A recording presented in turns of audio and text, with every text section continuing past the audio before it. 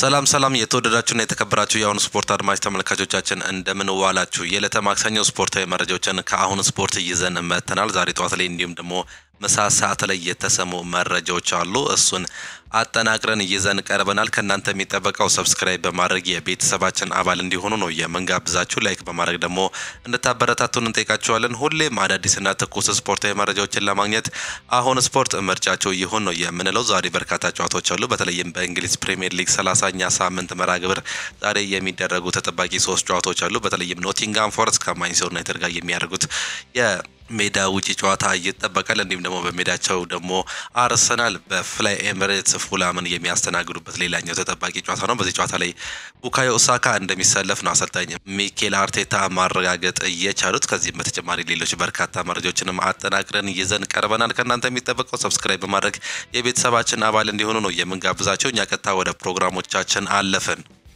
ከሀገር ውስጥ መረጃዎቻችን ስንጀምር የአደይ አበባ ስቴዲየም ቀሪ ስራዎችን ለማጠናቀቅ 18.6 ቢሊዮን ብር ተመድቧል። የአደይ አበባ ስቴዲየምን ቀሪ ስራዎች ለማጠናቀቅ 18.6 ሚሊዮን ብር የተመደበ ሲሆን ስቴዲየሙን ከ2 ዓመታት ባነሰ ጊዜ ውስጥ ለማጠናቀቅ እንደሚሰራ ነው የተገለጸው። የአደይ አበባ ስቴዲየም ቀሪ ስራዎችን ለማጠናቀቅ በትላንትናው ዕለት በስካይላይት ሆቴል በስምምነት ላይ መፈረማቸው ይፋ ተደርጓል። ሁሉም በባህል እንዲሁም ደግሞ ስፖርት ሚኒስትር ወይዘሮ ሸዊት ሻንካ እንዲሁም ደግሞ የቻይና ኮሚኒኬሽን ኮንስትራክሽን ካምፓኒ ተወካይ መፈራረማቸው የተገለጸ ሲሆን የስቴዲየሙ ቀሪ ስራዎች በምዕራፍ 2 ሎት 2 እንዲሁም ደግሞ 3 የሚጠቃለሉ መሆኑን ነው የተመላከተው። ባለፉት 7 ዓመታት ለስፖርቱ ልዩ ትኩረት ተሰጥቶ እየተሰራ የሚገኝ መሆኑን የገለጹት የባህል እንዲሁም ደግሞ ስፖርት ሚኒስትር ወይዘሮ ሸዊት ሻንካ የአደይ አበባ ስቴዲየምን በፍጥነት ለማጠናቀቅ ልዩ ትኩረት ተሰጥቷል ሲል ነው የተናገረችው። ጠቅላይ ሚኒስትር ዶክተር አብይ አህመድም በቅርበት እየተከታተሉት እንደሚገኙም ሚኒስትሯ ተናግሯል። የስቴዲየሙን አማካሪ የሆነው ሚኤች ካምፓኒ ስራ አስኪያጅ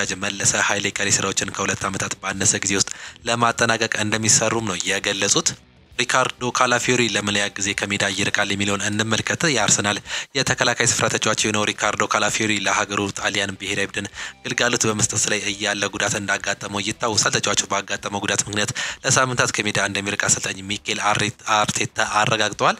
ሪካርዶ ለሳምንታት ከሜዳ ይርቃል፣ ነገር ግን ጉዳቱ የከፋ ሊሆንም ይችል ነበር ሲሉ አሰልጣኝ ሚኬል አርቴታ ተናግሯል። አሰልጣኝ ሚኬል አርቴታ አክለውም ሪካርዶ ካላፊዮሪ ቡድኑን በመርዳት ላይ እያለ መጎዳቱን አለመታደል ሲሉ የገለጹ ሲሆን ለሳምንታት ብቻ ከሜዳ እንደሚረቅም ተስፋ እናደርጋለን ሲሉ ነው የገለጹት። ቪክተር ዮከረስ በአርሰናል የአጥቂ ዝርዝር ውስጥ ይገኛል። ነገር ግን አሌክሳንደር አይዛክ ዋነኛ ኢላማቸው ነው። ነገር ግን ኒውካስል እሱን ማቆየት ይፈልጋሉ። ሌላኛው ኢላማ ደግሞ ቤንጃሚን ሴስኮ ነው። አንድሪያ በርታ አትሌቲኮ ማድሪድ በነበረበት ሰዓት ላይ ቪክተር ዮከረስን ያደንቋል፣ ግን እስካሁን ድረስ ምንም ንግግሮች አልተጀመሩም ሲል ፋብሪዚዮ ሮማኖ አውጋርቶታል። ሚኬል አርቴታ ስለ ሊቭስ ስኬሊ የእንግሊዝ ጎል ሲናገር በጣም ጥሩ ጊዜ ነበር፣ ሁላችንም ለሱ በጣም ደስተኞች ነበርን። ይህን የመሰለ ነገር በመጀመሪያ ጨዋታ ላይ ማሳየት ያልተለመደ ነበር። በተለይም የመስመር ተጫዋች ለሀገሩ በዚያ መልኩ ጎል ሲያስቆጥር ማየት ይደንቃል። እናም ለሱ ልዩ ሳምንት ነበር ሲሉ ነው የተገለጸው። አሰልጣኙ የተለያዩ ጥያቄዎችንም ተጠይቀው ነበር። አሰልጣኙ የተጠየቁትም አንዳንድ ጥያቄዎችን ስናነሳ ጠያቂ ጋዜጠኛ ዛሬ ወደ ጨዋታ በመመለሳቸው ምን ያህል ተደሰቻቸዋል ተብሎ ለተጠየቁት ጥያቄ አሰልጣኙ ሲናገሩ አዎ በጣም ጥሩ ነገር ነው። በግልጽ በማመሳሰል እንዲሁም ደግሞ አቅማችንን በመሰብሰብ ጥሩ ጊዜ አሳልፈናል። እናም በጣም አስደሳች የሆነውን የውድድር ዘመን በማገባደጃ ክፍል ላይ ለመጀመር ራሳችንን በጥሩ ሁኔታ አድርገናል ሲሉ ነው የተገለጹት። ጋዜጠኛው ቀጥሎ ሲጠይቅም ዛሬ ለፕሪሚየር ሊግ ጨዋታ ሳካ ሊረዳህ ይችላል ተብሎ ተጠይቆ ነበር። ከጉዳቱ አገግሞ ወደ ሜዳ ጨዋታ በመመለሱ በተመለከተ ከ3 ወራት በላይ ከሜዳ የርቆ የሆነ ተጫዋች ይታወቃል። በዚህ ሚና ምን ትጠብቃለህ ተብሎ ለተጠየቀው ጥያቄ ሚኬል አርቴታ ደህናና ጥያቄ የተሞላበት አስፈላጊ እርምጃዎችን ወስደና አሁን ላይ የቀረን እሱን በትክክለኛው ሰዓት ላይ ወደ ሜዳ የማስገባቱ ጉዳይ ነው። እሱ ግን የዛሬውን ጨዋታ መጫወት ስለሚፈልግ በልምምድ ላይ የተቻለውን ሁሉ እያደረገ ነበር። የጊዜው ውስን አክብረናል፣ ሁሉንም ነገር አድርገናል። እናም እርሱን በጨዋታው ለማቆየት እጅግ በጣም ፈላጊው እንደሆነ ነው የተገለጸው። የዛሬውን ጨዋታ ለመጫወትም ዝግጁ ነው ሲሉ አሰልጣኙ አረጋግጧል። ለባርሴሎና ቅርብ የሆነ ምንጭ የሆነው አልናሲዮናል ሲናገር አርሰናል እንዲሁም ደግሞ ቼልሲ የባርሴሎናን አማካይ ማርክ ካሳዶን ለማስፈረም ከ35 እስከ 40 ሚሊዮን ፓውንድ ዩሮ የሚገመት ዋጋ በማቅረብ ላይ መሆናቸው ነው የተገለጸው። ሌላኛው አርሰናል ሌሮይ ሳኔን በክረምት በነፃ ለማስፈረም እንቅስቃሴ ጀምሯል። በሁለቱ ክለቦች መካከል ንግግርም እንዳለ ፕሌቲ ጎል አስነብቧል። ማንቸስተር ዩናይትድ የተጫዋቹን ግልጋሎት ያገኛል። ማንቸስተር ዩናይትድ ዛሬ ምሽት ከኖቲንጋም ፎረስት ጋር በሚያደርገው የሊግ መርሃ ግብር የተጫዋቹን ግልጋሎት እንደሚያገኝ ተገልጿል። በጨዋታው የኋላ መስመር ተጫዋቾቹ ሃሪ ማጉዌር እንዲሁም ደግሞ ሌኒ ዩሮ ዝግጁ መሆናቸውን አሰልጣኝ ሩበን አሞሪም አረጋግጠዋል። በሌላ በኩል የመስመር ተጫዋቹ ሉክ ሾው አሁንም ወደ ሜዳ ለመመለስ ዝግጁ አለመሆኑን አሰልጣኙ የተናገሩ ሲሆን የመሃል ሜዳ ተጫዋች ኮቢ ማይኑ በበኩሉ ከጉዳት በማገገም ወደ ሜዳ ለመመለስ መቃረቡን አሰልጣኙ ጠቁመዋል። ኤደን ሄቨን ያጋጠመው ጉዳት እየተፈራውን ያህል ከባድ አይደለም፣ የውድድር ዘመኑን ከመጠናቀቁ በፊት ወደ ሜዳ ይመለሳል ሲሉ ነው ያረጋግጡት። ቺዶ ኦቢ ማርቲን የዛሬው ጨዋታ እንደሚያመልጠውም ተነግሯል። ማንቸስተር ዩናይትድ በዛሬው ዕለት ወደ ሲቲ ግራውንድ ስቴዲየም አቅንቶ ከኖቲንጋም ፎረስት ጋር በሚያደርገው ጨዋታ የወጣት ተጫዋቹ ግልጋሎት አያገኝም። ዴኒሻው ወጣት ቺዶ ኦቢ ማርቲን በትላንትናው ዕለት ለዩናይትድ ከ18 ዓመት በታች ቡድን ማድረጉ ጨዋታ ተከትሎ በዚህ የተነሳ የማይገኝ ይሆናል። የዛሬውን ጨዋታም እንደማያመልጠው ነው የተገለጸው። አሰልጣኝ ሩበን አሞሪም ጉዳዩ አስመልክተው በሰጡት አስተያየት የወጣቶች ቡድን የኤፍኤ ካፕን ዋንጫ ለማንሳት የሚችለውን ሁሉ እያደረገ ይገኛል። በዚህም ሂደት ውስጥ ቡድኑን የቺዶ ኦቢ ማርቲን እገዛ እንደሚያስፈልገው ስለተረዳን እሱ ወደዛን ለመላክ ወስነናል ሲሉ ነው የተገለጸው። አሰልጣኝ ሩበን አሞሪም ካነሷቸው ሀሳቦች ውስጥ አንዳንድ ነገሮችን ለማንሳት ያክል ክለቡ ውስጥ ስላለው የተጫዋቾች ተነሳሽነት ተጠይቀው ነበር። እርግጠኛ ነኝ ተጫዋቾቹ ከዚህ በፊት ከነበረው የተሻለ በራስ መተማመን ስሜት ላይ አላቸው። በስብስብ ላይ የሚታየው ጉልበት የተለየ ነው። ነገር ግን ይህ ውጤት ላይ ሊለውጥ ይችላል እና ይህ ነገር እንዳይፈጠር ጉልበታችንን መቆጠብ አለብን። ትኩረታችንን ማሻሻል በምንፈልገው ነገሮች ላይ ሰርተናል። እናም ጨዋታዎችን እንዴት ማሸነፍ እንዳለብንም ጨምርና ብዙ የምናሻሽላቸው ነገሮች እንዳለም እናውቃለን። ነገር ግን አሁን ላይ ለመጨረሻዎቹ 2 ወራት በተሻለ ዝግጁ ላይ ነን ሲሉ ነው የተናገሩት። ስለ ማርከስ ራሽፎርድም ተጠይቀው ነበር። ማርከስ ራሽፎርድ በኤፍኤ ካፑ ጨዋታ ላይ እንግዲህ 2 ጎሎችን አስቆጥሮ ነበር። ስለዛም ሲጠይቁ ብዙ የምንጫወታቸው ጨዋታዎች አሉ እና ትኩረቴ በቡድኔ እንዲሁም ደግሞ በተጫዋቾቼ ላይ ነው። ራሽፎርድ በአሁኑ ሰዓት ላይ የኔ ተጫዋች አይደለም፣ ነገር ግን ተጫዋቾችን በውሰት በተቀላቀሉባቸው ክለቦች ውስጥ ሲጫወቱ እንዲሁም ጥሩ ሲገጥማቸው ደስ ይለኛል ሲሉ ተናግሯል። ስለ ኑኖ ስፕሪንቶ ሳንቶ በኖቲንጋም ፎረስት እየሰራ ስላለው ነገርም ተጠይቀው ይህ መሆኑ አልገረመኝም፣ ምክንያቱም እሱ ድንቅ አሰልጣኝ ነው ሲሉ ነው የገለጹት። ሜሰን ማውንት አሁን ላይ ጥሩ ስሜት እየተሰማው ነው። ባለፈው ጨዋታ በተጠባባቂ ወንበር ላይ ነበር። ዛሬ ደግሞ የመሰለፍ እድልም ሊሰጠው ይችላል። በጨዋታው ላይ የምንመለከተው ይሆናል ሲሉ ነው የተናገሩት። ጆኒ ኤቫንስ ግን በማገገም ሂደት ላይ ይገኛል ሲሉ ማረጋገጥ ችሏል። በዛሬው ጨዋታ በስቴዲየም ላይ የሚኖረው ድባብ አስገራሚ እንደሚሆን እንጠብቃለን ሲሉ ነው አሰልጣኝ ሩበን አሞሪም የተናገሩት። ምክንያቱም እነርሱ አሁን ላይ አስደናቂ አቋም ላይ ናቸው። ሆኖም እኛ ጨዋታውን ድል በማድረግ የማሸነፍ ጉዟችንን ለመቀጠል የምንችለውን ሁሉ የምናደርግ ይሆናልም ሲሉ ስለ ከጨዋታው በፊት አሰልጣኝ ሩበን አሞሪም ተናግሯል። ቼልሲ ግብ ጠባቂዎችን ለመገምገም በዚህ ክረምት ለጆር ፔትሮቪች እንዲሁም ደግሞ ወጣቱ ተስፈኛ ማይክ ፔንደርስ ራሳቸውን የሚያረጋግጡበትን እድል ይሰጣቸዋል። በአሁኑ ሰዓት ላይ ቼልሲ አዲስ የመጀመሪያ ቡድን ግብ ጠባቂ ለማስፈረም እቅድ የለውም። ነገር ግን ትልቅ እድል ከተፈጠረ ሊቀየር ይችላል። በአብዛኛው ቡድኑ ከሳንቼዝ፣ ጆርጌንሰን እንዲሁም ደግሞ ፔትሮቪች እና ፔንደርስ ሁለቱንም ግብ ጠባቂዎች ይመርጣል። ከነዚህም አንዱ በውሰት ይሄዳል። ፉክክሩ ገና ክፍት ነው። ፔንደርስም አይሸጥም። ገና 22 ዓመቱ ጆርጌንሰን በቶሎ በቋሚነት ይለቀቃል ማለት አይቻልም ሲል ማትለው ለቼልሲ ቅርብ የሆነው ጋዜጠኛ ተናግሯል። ኦፕታ እንደገለጸው ከሆነ ማይክ ፔንደርስ ለጌንክ በቤልጂየም ሊግ ባደረጋቸው 12 ጨዋታዎች 333 ኳሶችን በ78% ትክክለኛነት ማቀበል የቻለ ሲሆን ልክ እንደ ፔትሮቪች ሁሉ ለግብ የሚሆኑ ስህተቶችን አልሰራም። ስለ ፔንደርስ ብቸኛው ጥያቄ በወጣት እድሜው በቀጥታ ወደ ፕሪሚየር ሊግ ለመዛወር ዝግጁ መሆኑ ነው። ነገር ግን በበጋው ወቅት ራሱን የሚያረጋግጥበትም እድል ይኖረዋል። የኦፕታ ስታቲክስ እንደሚያሳየው በስትራስቡርግ በውሰት የቆየው ፔትሮቪች በዚህ የውድድር ዓመት የቼልሲ ምርጥ ግብ ጠባቂ ነበር። ከሳንቼዝ እንዲሁም ደግሞ ጆርጌንሰን የበለጠ ያገለገሉ የተጠናቀቁ ጨዋታዎችን አሉት። ለግብ የሚሆኑ ስህተቶችን አልሰራም። እናም የበለጠ የተሳካ ኳሶችንም ማቀበል ችሏል። ይህም ተመራጭ ሊያደርገው ይችላል ሲል ማትሎ መናገሩ ነው የተመለከት ነው። የማንቸስተር ሲቲ የወሩ ምርጥ ተጫዋች ማን ይሆናል የሚለውን እንመልከት። በማንቸስተር ሲቲ የወሩ ምርጥ ተጫዋች ማን ይሆናል የሚለውን እንመልከት። በአሰልጣኝ ፔፕ ጋርዲዮላ የሚመሩት ማንቸስተር ሲቲዎች የወራ መጋቢት የወሩ ምርጥ ተጫዋች 3 እጩዎች ይፋ ተደርጓል። በዚህም መሰረት ኤርሊንግ ብሮት ሃላንድ፣ ኒኮ ኦሪየል እንዲሁም ደግሞ ኦማር ማርሙሽ የማንቸስተር ሲቲ የወሩ ምርጥ እጩዎች ውስጥ ይፋ ተደርጓል። የወሩ ምርጥ ተጫዋች ማን ይሆናል የሚለውን እስከ ሳምንቱ መጨረሻ ድረስ የምንመለከተው ይሆናል። ኒኮ ኦሪየር ሀሳቡን ሰጥቷል። እንደ ኬቨን ደብሩና ኢልካይ ጉንዱጋን ካሉ ተጫዋቾች ጋር መጫወት የማይታመን እድል ነው። እኔ ከልጅነት ጀምሮ ስልመለከታቸው ነው ያደግኩት። ህፃን እያለሁ እነሱን ለማየት ሄድ ነበር። ከነሱ በጣም ብዙ እማራለሁ። በጨዋታዎች ላይ የተቻለችን ሁሉ ለማድረግ እሞክራለሁ። ከነሱ ትንሽ ነገር እወስዳለሁ። ከዛም የምፈልገውን መንገድ እጫወታለሁ ሲል ሀሳቡን ሰጥቷል። ሩድ ቫን ኒስተልሮይ ስለ ኤርሊንግ ብሮት ሃላንድ ይናገራል። በዚህ የውድድር ዘመን ብቻ ስንት ጎሎችን አስቆጥሯል? ትላንት በሁሉም ውድድሮች 30ኛውን ጎል አስቆጥሯል። ለኔ በሊጉ ምርጥ አጥቂ መሆኑን አረጋግጦልኛል።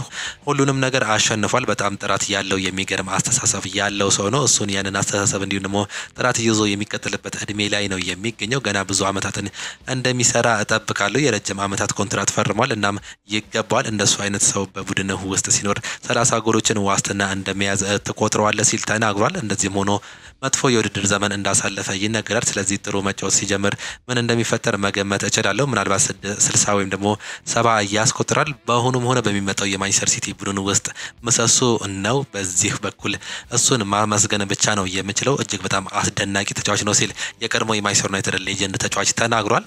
አሌክሳንደር አርኖልድ ወደ ሪያል ማድሪድ የሚያቀና ከሆነ ለሱ ደስተኛ እሆናለሁ። ምክንያቱም በአንድ ወቅት እኔም ወደ ስፔን ማቅናት እፈልግ ነበር። ሪያል ማድሪድ ድንቅ ታሪኮች ያሉት ሀያል ክለብ ነው። ስለዚህ ለአርኖልድ የታሪካዊ ክለብ የመቀላቀል ጥሩ እድል ነው። ወደ ሪያል ማድሪድ ቢያቀና ትልቅ ቻሌንጆችን እንዲሁም ደግሞ ዋንጫዎችን ያገኛል። በዚህ ላይ ከጁድ ቤሊንጋም ጋር ያለው ቅርበት ዝውውሩን ቀላል እያደርግለታል ሲል የቀድሞ የማንቸስተር ዩናይትድ ሌጀንድ ተጫዋች ዋይን ሮኒ ስለ ትሬንት አሌክሳንደር አርኖልድ ሀሳቡን ሰጥቷል።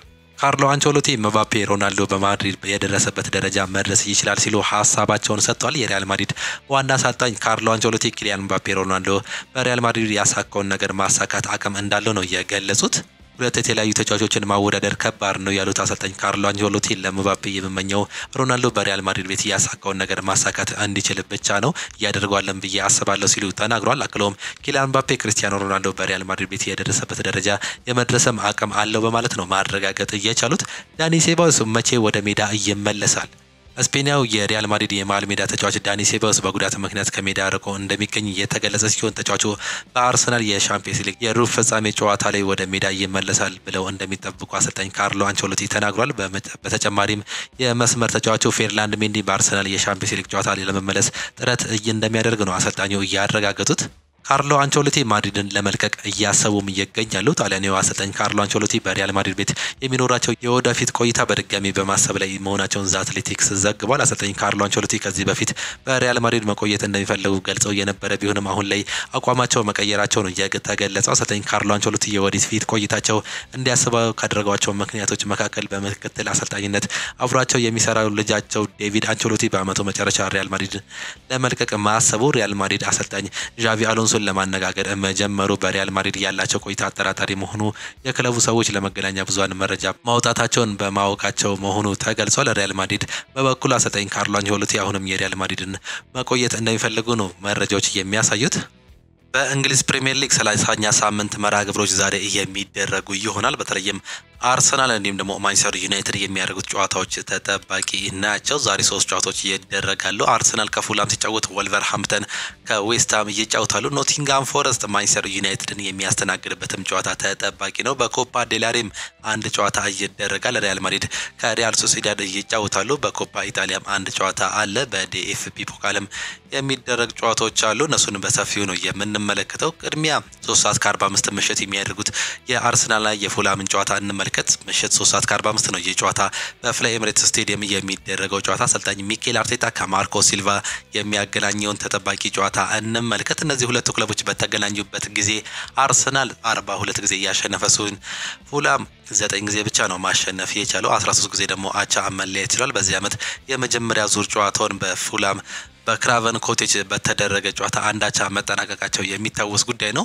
ራውል ሄሚኔዝ ብቸኛዋን ጎል ለፉላም ሲያስቆጥር ዊሊያም ሳሊባ የአቻነቷን ጎል ማስቆጠሩን እናስታውሳለን። በጨዋታው ላይ በ89ኛው ደቂቃ ላይ ቡካዮ ሳካ ጎል ቢያስቆጥርም በቫር ምክንያት የተሻረበትን እጅግ በጣም አስቆጪ አጋጣሚ በዛ ጨዋታ ላይ ተመልክተን ነበር። ዛሬ ደግሞ እንግዲህ ዳግም በሁለተኛው ዙር የሚገናኙ ነው የሚሆኑት እነዚህ ሁለቱ ክለቦች። ለመጨረሻ ጊዜ 5 በተገናኙበትም ጨዋታ አርሰናል ሁለቱን ያሸነፈ ሲሆን ፉላም አንዱን ማሸነፍ ችሏል። ሁለቱን ደግሞ አቻ ነው መለየት የቻሉት። እነዚህ ሁለቱ ክለቦች ዛሬም በኤምሬትስ ስቴዲየም የሚያደርጉት ጨዋታ ይጠበቃል። የመጨረሻ 5 ጨዋታን ስንመለከት እንግዲህ ሁለቱን አሸንፎ በ3 አቻ የወጣው አርሰናል ዛሬ ሌላኛውን ጨዋታ ያደርጋል። ፉላምም ባለፉት 5 ጨዋታዎች ሁለቱን ተሸንፎ ሁለቱን አሸንፎ አንዱን አቻ የወጣበትን አጋጣሚ ነው መመልከት እየቻለው። በኤፍኤ ካፑ በተለይም ክሪስታል ፓላስ በሜዳውና በደጋፊዎች ፊት 3-0 ያልተጠበቀ ሽንፈት ማስተናገዳቸው አሰልጣኝ ማርኮ ሲልቫ የሚታወስ ጉዳይ ነው። ዛሬ ደግሞ ይህንን ጨዋታ እንግዲህ እንደ ማገገሚያ እንቆጥረዋለን ሲሉ ነው መናገር የቻሉት። በፉላም በኩል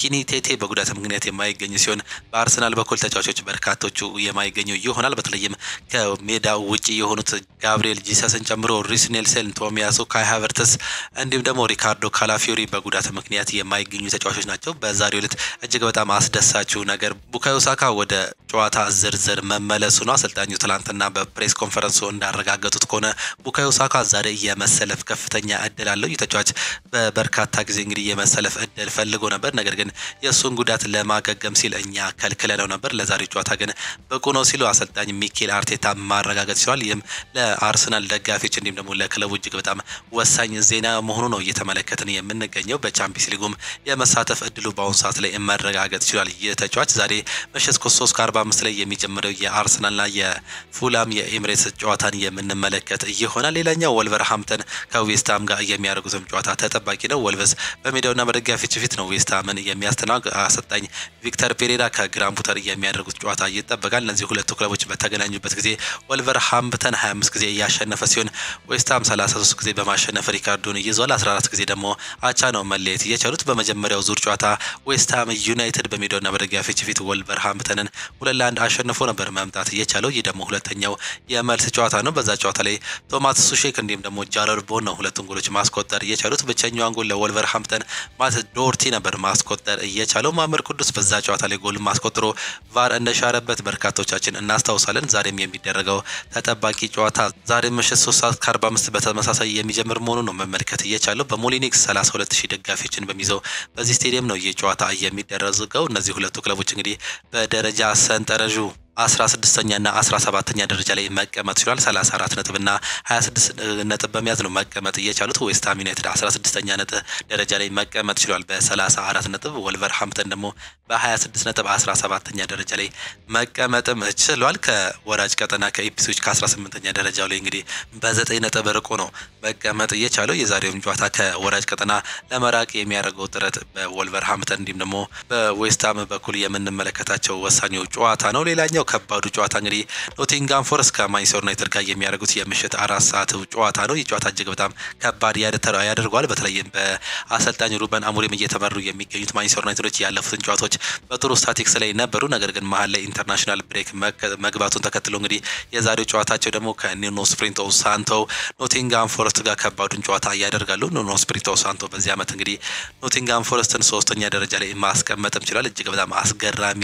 ውጤትን ነው ማስመዝገብ እየቻለው። በሲቲ ግራውንድ የሚደረግ ጨዋታ ነው። 30445 ደጋፊዎችን በሚይዘው በዚህ ስቴዲየም የሚደረገው ጨዋታ የሚጠበቅም ይሆናል። እነዚህ ሁለቱ ክለቦች በተገናኙበት ጊዜ ማንቸስተር ዩናይትድ 54 ጊዜ ማሸነፍ ችሏል። 33 ጊዜ ደግሞ ኖቲንጋም ፎረስት ያሸነፈ ሲሆን 23 ጊዜ አቻ ነው መለየት የቻሉት። በኦልትራፎርድ በመጀመሪያው ዙር በተደረገ ጨዋታ ማንቸስተር ዩናይትድ በሜዳውና በደጋፊዎች ፊት መሸነፉን በዲሴምበር መመልከት ችለን ነበር። 3-2 በሆነ ውጤት ነበር መሸነፍ የቻለው።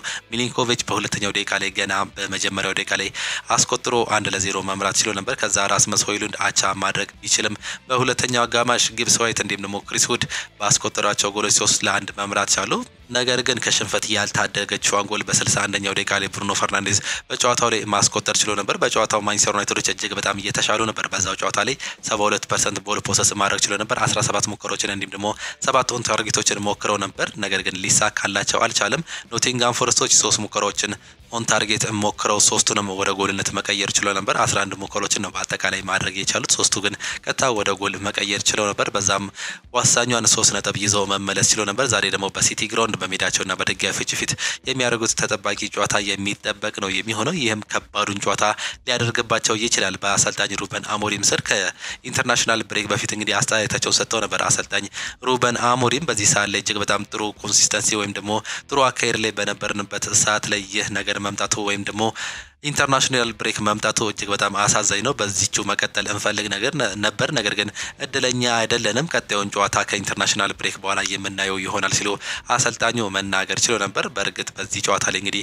ለማሸነፍ እንገባለን። በአሁኑ ሰዓት ላይ ከወራጅ ቀጠናው ለመራቅ የምናደርገው ጥረት ከፍተኛውን ጊዜ ይወስዳል ሲሉ ነው መናገር የቻሉት። አሰልጣኝ ኑኖ ስፕሪንቶ ሳንቶ ደግሞ በቻምፒየንስ ሊግ ለመቆየት የሚያደርጉትን ወሳኝ ጥረት ነው በዛሬው ዕለት የምናስመለክተው ሲሉ ሀሳባቸውን ሰጥተዋል። 8 ጨዋታዎች በቀሩበት በዚህ የእንግሊዝ ፕሪሚየር ሊግ ጨዋታ 30ኛ ሳምንት ዛሬም የሚደረግ ነው የሚሆነው። በዚህ ጨዋታ ላይ ክሪስ ውድ በኖቲንጋም ፎረስት በኩል የማይገኝ ሲሆን በማንቸስተር ዩናይትድ በኩል በርካቶቹ የማይገኙ ነው የሚሆኑት። ጆኒ ኤቫንስ፣ ቶም ሂተን፣ ሉክ ሾ፣ ሃሪ ማጉዌር፣ አልታይ ባይንደር፣ ሊሳንድሮ ማርቲኔዝ፣ አማድ ዲያሎ፣ ኮቢ ማይኖ፣ ሌኒ ዩሮ እንዲሁም ደግሞ አይደን ሄቨን በጉዳት ምክንያት የማይገኙ የማንቸስተር ዩናይትድ ተጫዋቾች መሆናቸውን አሰልጣኝ ሩበን አሞሪም መናገር ችሏል። በዚህ ጨዋታ ላይ የመገኘት እድል ይኖራል ተብሎ ፍንጭ የተሰጠው ሉክ ሾ በዛሬው ጨዋታ ላይ እንደማይገኝ አሰልጣኙ በፕሬስ ኮንፈረንሳቸው መናገር ችሏል። አልታይ ባይንደር ግን መነሳት ችሏል። ኮቢ ማይኖ እንዲሁም ደግሞ ሌኒ ዩሮና አይደን ሄቨን ለዛሬው ጨዋታ እንዲሁ ብቁ እንደማይሆኑ ነው መናገር እየቻለው። እንዲሁ ደግሞ ቺዶ ኦቢ ማርቲን በታዳጊው